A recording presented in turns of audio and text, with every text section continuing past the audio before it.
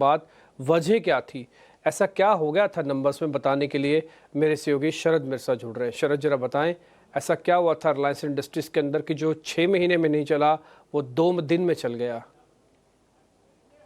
बिल्कुल, रिलायंस जो है पहली बार जो है 1400 के पार हुई और ये जो है आपको लास्ट टाइम ये आंकड़ा दिखा था 9 अक्टूबर 2024 को। अब इंटरेस्टिंगली बता दें कि नतीजे और अच्छे ब्रोकिंग हाउस के रिपोर्ट से पिछले 2 दिन में स्टॉक में 8% की तेज़ी आई है और ओवरऑल कंज्यूमर फेसिंग बिजनेसेस ने जो है बहुत अच्छी परफॉर्मेंस की थी। जब मैं कंज्यूमर बिजनेस फेसिंग बात करूं तो यहाँ पे ऑफकोर्स उनके जियो की बिजनेस आती है और इसके अलावा इंपॉर्टेंटली रिटेल बिजनेस, यहाँ पे भी जो है एबिडा जो है ओवरऑल एनालिस्ट एस्टिमेट से बेटर देखने मिला है। कोटक इंस्टीट्यूशनल इक्विटीज़ ने 6 मार्च को 1400 रुपये का टारगेट दिया था और वो टारगेट अभी हासिल हो चुका है और अप्रैल के निचले स्तर से देखा जाए तो स्टॉक 20% भाजा हुआ है।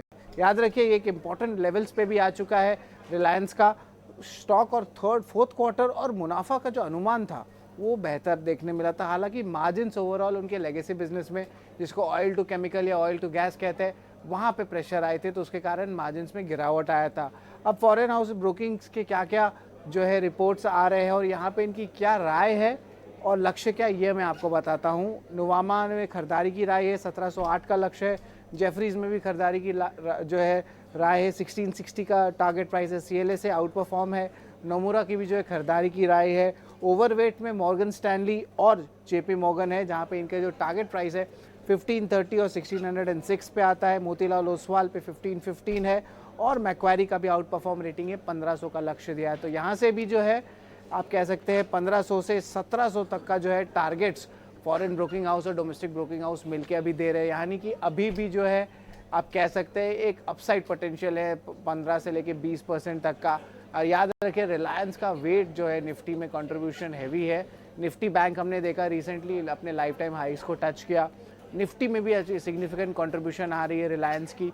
तो आगे जाते हुए अगर रिलायंस में और ज़्यादा एनर्जी देखने मिलता है, खास करके उनके AGM तक जहाँ पे इंपॉर्टेंट अनाउंसमेंट्स आ सकते हैं नए बिजनेस को लेके, और हाल ही में जो है प्रमोटर फैमिली में जो है एग्जीक्यूटिव डायरेक्टर में जो है अनंत अंबानी को भी शामिल किया जाता है कंपनी में, तो इसके कारण जो है बहुत बज़ क्रिएट हो रही है और खास करके वैल्यू अनलॉकिंग क्या होने वाली है रिलायंस के आगे जाते हुए।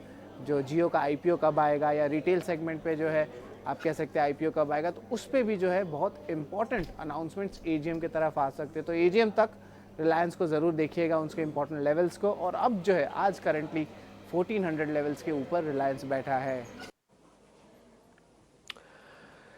ठीक है शरद, बहुत शुक्रिया जानकारी सारी देने के लिए। 2 चीज़ें आपकी साफ साफ समझ में आ रही हैं। एक तो कोई भी ब्रोकिंग हाउसेस की रिपोर्ट ऐसी नहीं है जो इसको 1500 प्लस ना कह रही हो, ये तो है पहला पॉइंट समग्रता में आप जाने तो।